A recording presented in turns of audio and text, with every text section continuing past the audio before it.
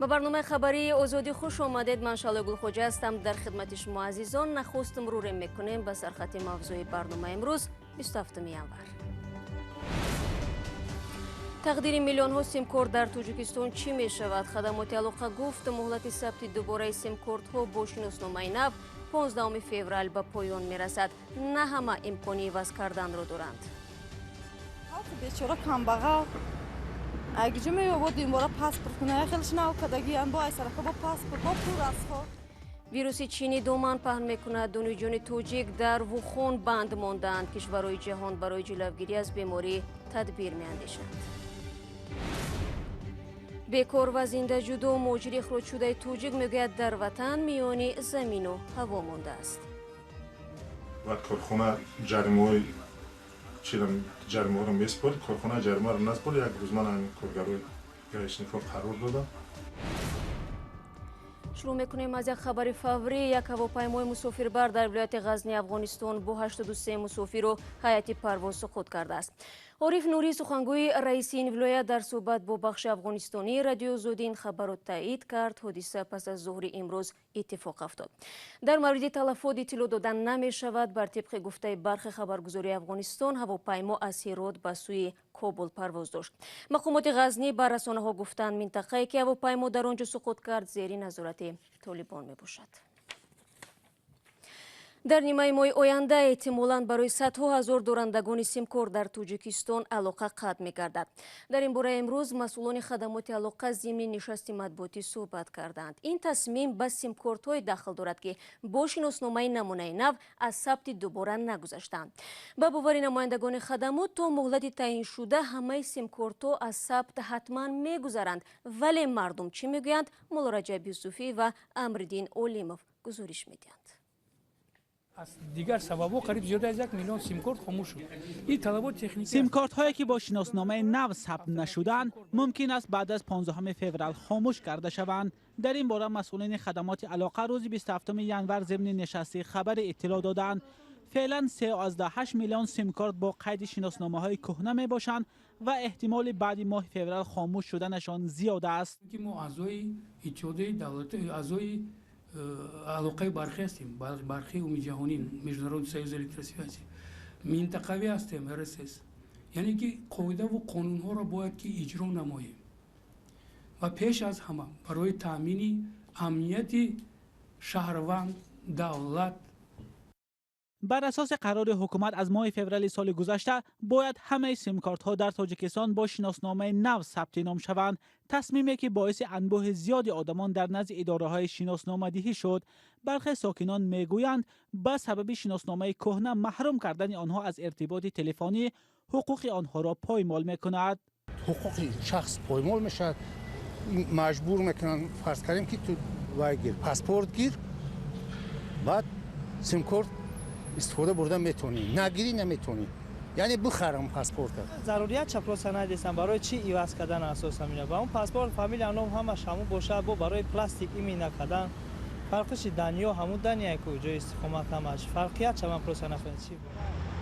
برای ایواز کردن شناسنامه تقریبا 100 سومانی ضرور است. بعضی ها میگویند این پول زیاد است. خالق بیچاره کمبغل اگه جمعه بود این باره پاسپورت کنه خیلیش نو کدگی ان با ایسر با پاسپورت با پول است خو تا انجام مهلت مقرر شده 3 هفته مانده است. در این مدت باید حداقل 1.3 میلیون سیم کارت فعال از نو به قید گرفته شوند. مقامات امید دارند که این کار انجام می‌یابد، اما کارشناسان این را غیر ممکن می‌خوانند. مولا رجب یوسفی، امرالدین اولیموف، آزادی دوشنبه. رو می‌ریم به موضوعهای دیگر. یک متخصص چینی هشدار داده است ویروس نوی که در ولایت ووخان چین پیدا شد ظاهراً قوی‌تر و خطرناک می‌شود. ویروس نوی راه‌های نفس که بیماری مثل التیاب شوش برمی‌انگیزد تاکنون در چین 80 نفر را هلاک و 3000 کس دیگر را بیمار کرده است. حکومت‌ها در کشورهای جهان به اندیشیدن تدبیرها برای پیشگیری از بیماری شروع کردند.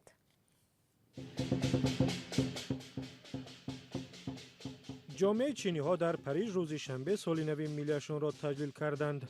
تجلیل سال موش بر اساس موجر چینی امسال با نگرانی ها از گسترش ویروس نو آلوده بود، اما با وجود این مردم به تماشا برآمدند.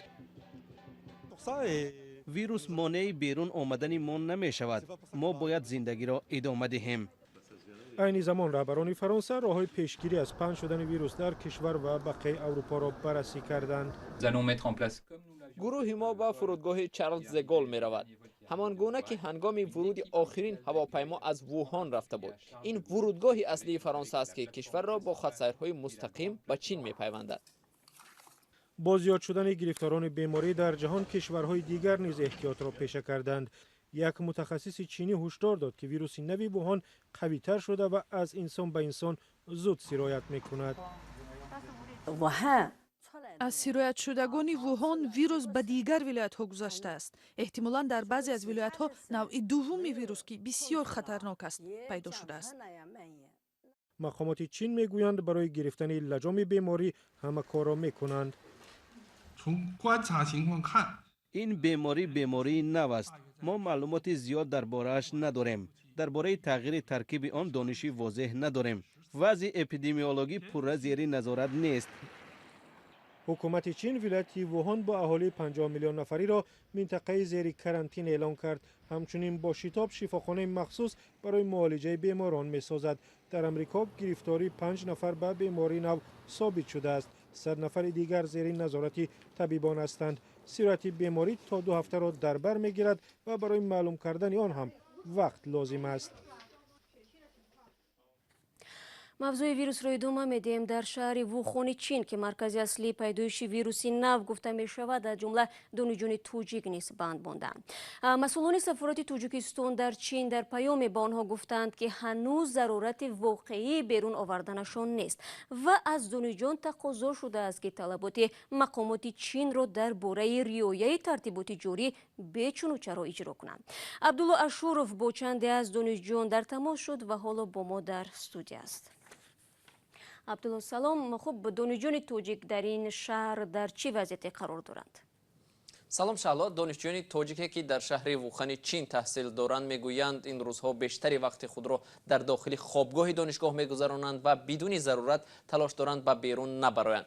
من با 2 نفر از این دانشجویان که در دانشگاه گیولوژی چین در شهر ووخان تحصیل دارند صحبت کردم. یکی از آنها مبارز نعمتیان عنوانجوی توجیک است. او گفت مأموریت دانشگاه از آنها خواست بدون ضرورت بیرون نبرایند و اگر از بینای خوابگاه خارج شدن نقاب طبی به بر کنند و زود دستهایشان را با سپیرت شویند. نعمتیان وضعیت شهر را در صحبت با ما چنین تصویر کرد. همه جا با تمپراتور سنجاق موندگی، مثلا همین دانشگاه خودمون گیم اول دروازه که کلام با درون همین حوله دانشگاه می‌دارد، اونجا با تمپراتور میسنجند و میسنجند.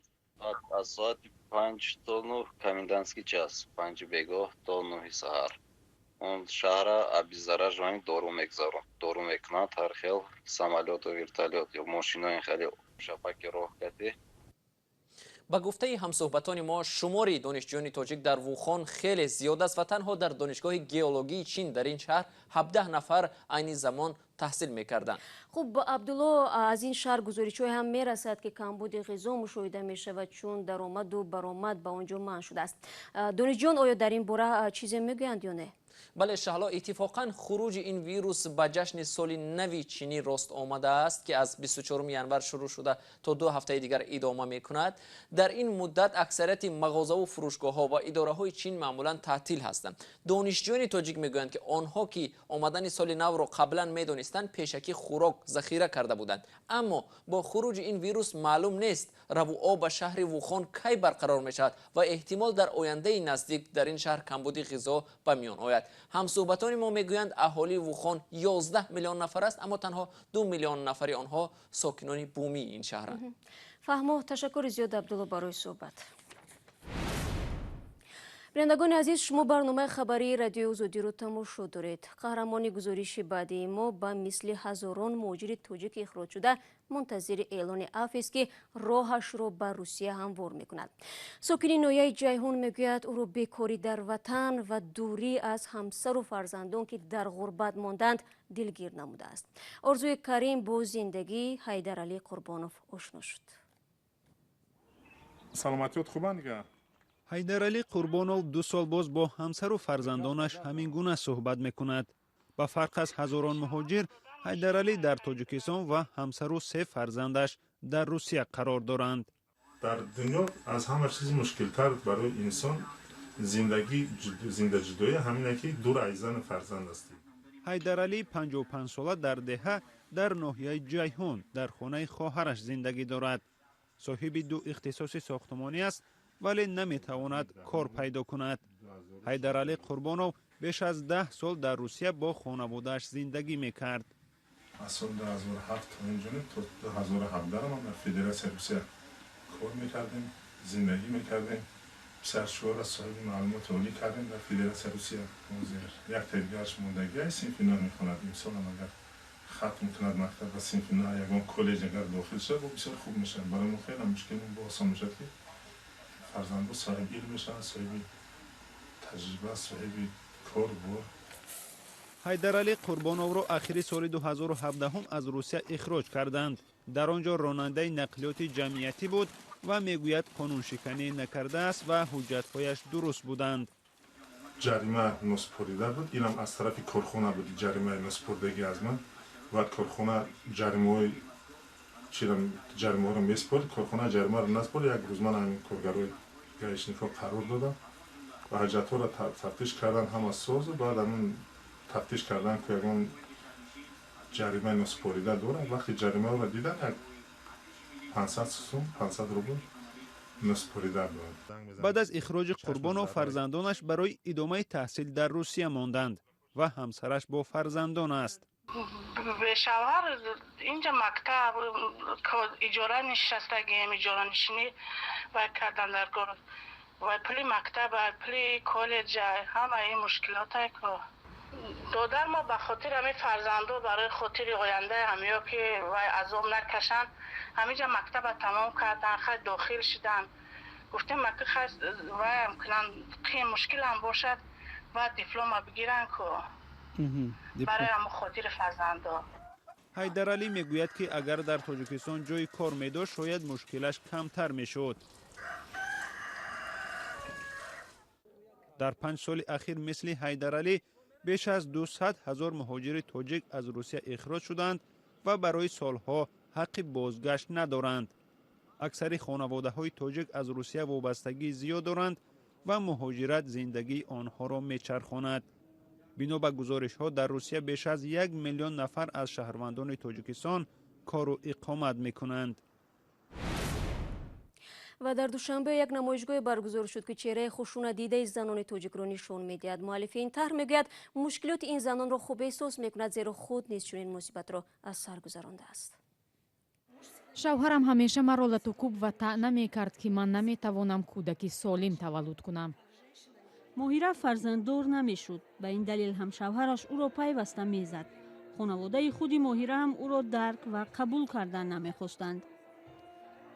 بعد انتظاری های زیاد او بالاخره مادر شد ولی خشونت و آزار و اذیت شوهرش نسبت او کم نگشت.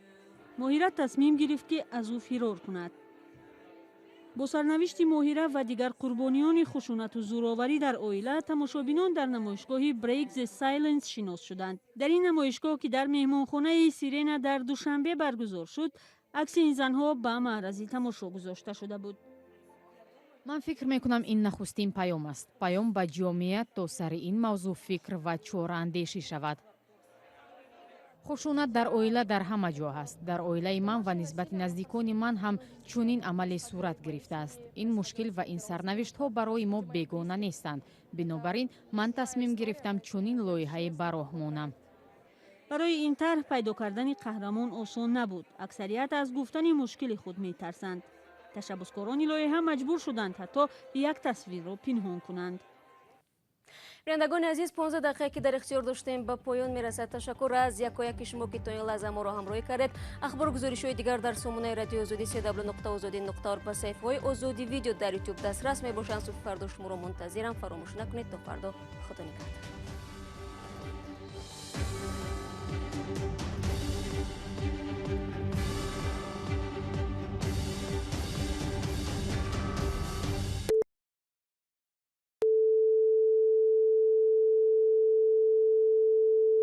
This is Radio Free Europe, Radio Liberty, Praha.